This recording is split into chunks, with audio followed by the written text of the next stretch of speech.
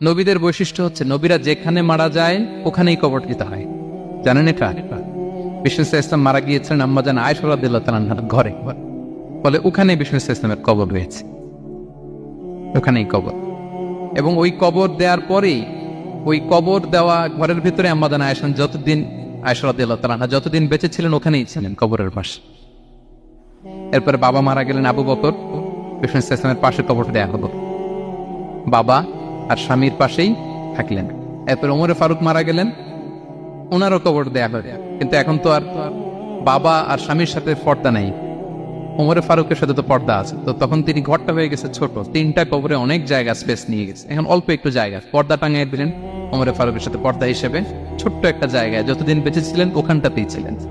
ওমরে ফারুক যখন আমিরুল মুমিনিন খলিফা, তখন ছেলে আব্দুল্লাহকে পাঠিয়েছিলেন যে যাও একটা অনুমতি আগে থেকে নিয়ে রাখো আম্মাজান আয়েশার কাছ থেকে, যেহেতু ঘরটা ওনার, ওনাকে বলে রাখো যে আমি মারা গেলে যেন আমার 2 বন্ধু মুহাম্মদ সাল্লাল্লাহু আলাইহি ওয়াসাল্লাম এবং আবু বকরের পাশে যেন কবর দেয়া হয়। আব্দুল্লাহ এসে বলল, আব্বা জান তো এই পয়গাম পাঠিয়েছেন। তো আয়েশা রাদিয়াল্লাহু তাআলা আনহা বললেন, আমার খুব ইচ্ছা ছিল আমি আমার স্বামী এবং বাবার পাশে শুব, কিন্তু আমিরুল মুমিনিন যখন চেয়েছেন এটাকে আমি ফিরিয়ে দিতে পারি না। ঠিক আছে যাও, তোমার আব্বাকে বলো তোমার আব্বাই শোবেন ওই জায়গায়। আচ্ছা, তো ওমরে ফারুক আপনারা জানেন অ্যাসাসিনেশনে ইন্তেকাল করেছেন, আত্মাইর আঘাতে, ছুরিকাঘাত করা হচ্ছে, কয়েকবার স্টেবিং। এত জখম হয়েছে, দুধ দিলে ওই জায়গা দিয়ে দুধ বের হয়ে যায় না, বীজ পানি দিলে বের হয়ে যায়। তো সবাই বলল, আমিরুল মুমিনিন আপনি এবার ওসিয়ত করেন, কে হবে আপনার পরে লিডারশিপ, কে নিবে? মুসলিম উম্মাত অনেক বড় হয়ে গেছে। তখন তিনি ওসিয়ত করলেন এবং ছেলেকে আব্দুল্লাহকে আবার বললেন যে আব্দুল্লাহ আবার যাও, যে আম্মাজানের থেকে অনুমতি নাও। বলতেছে অনুমতি না নিলাম আর অনেক আগে, উনি তো বলছে আপনি মারা গেলে ওখানেই শোবেন। বলতেছে না, তখন আমি আমিরুল মুমিনিন ছিলাম, এখন তো কিছুক্ষণ পরেই মারা যাবে, এমন হতে পারে আমার ভয়ে বা লজ্জায় তখন অনুমতি দিচ্ছে, এখন আর দিবেন, আবার যাও। আবার গেল, আয়েশা রাদিয়াল্লাহু তাআলা আনহা বললেন, না এখন আমি আগের কথার উপরে আছে, তোমার আব্বাই সেখানে শো। সুবহানাল্লাহ।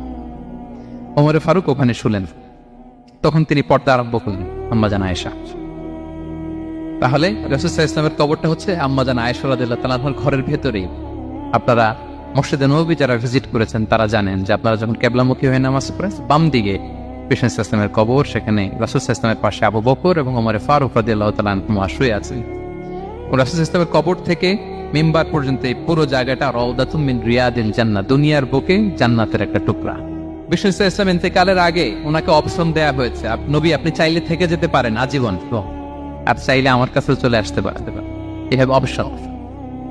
বিষ্ণু সাল্লাল্লাহু আলাইহি ওয়াসাল্লাম তার রবের সাথে সাক্ষাৎকে চুজ করেছেন এবং ইন্তেকালের আগে তিনি পড়েছিলেন, আল্লাহুম্মা গফিরলি ওয়ারহামনি ওয়ালহিকনি বির রফিকিল আ'লা, আল্লাহ আপনি আমাকে ক্ষমা করুন, আল্লাহ আপনি আমার প্রতি রহম করুন, আল্লাহ আমি আপনার সান্নিধ্যে যেতে চাই, পৃথিবীতে থাকতে চাই না।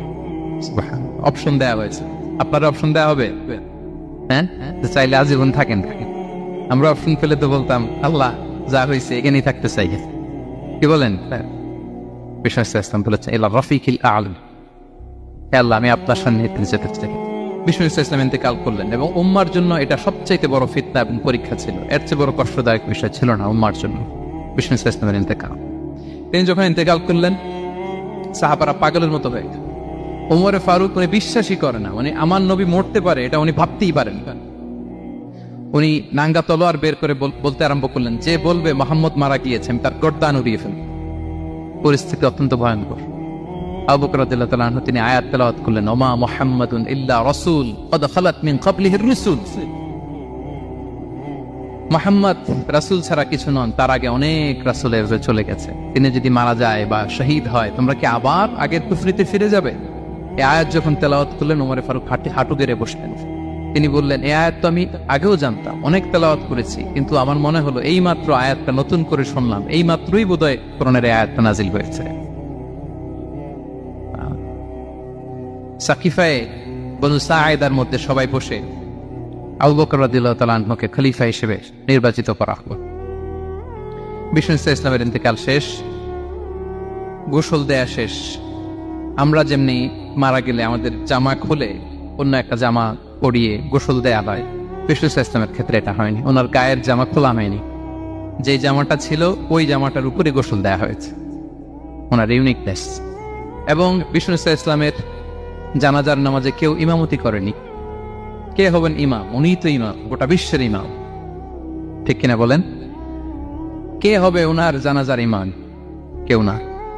সাহাবারা ডিসাইড করলেন কেউ ইমামতি করবে না, 5-7 জন করে দরজা দিয়ে, এই দরজা দিয়ে ঢুকে নিজেরা জানাজার নামাজ পড়ে ওদিক দিয়ে বের হয়ে যাচ্ছে। এইভাবে পুরা উম্মাহ সব সাহাবারা নিজেরা জানাজার নামাজ পড়ে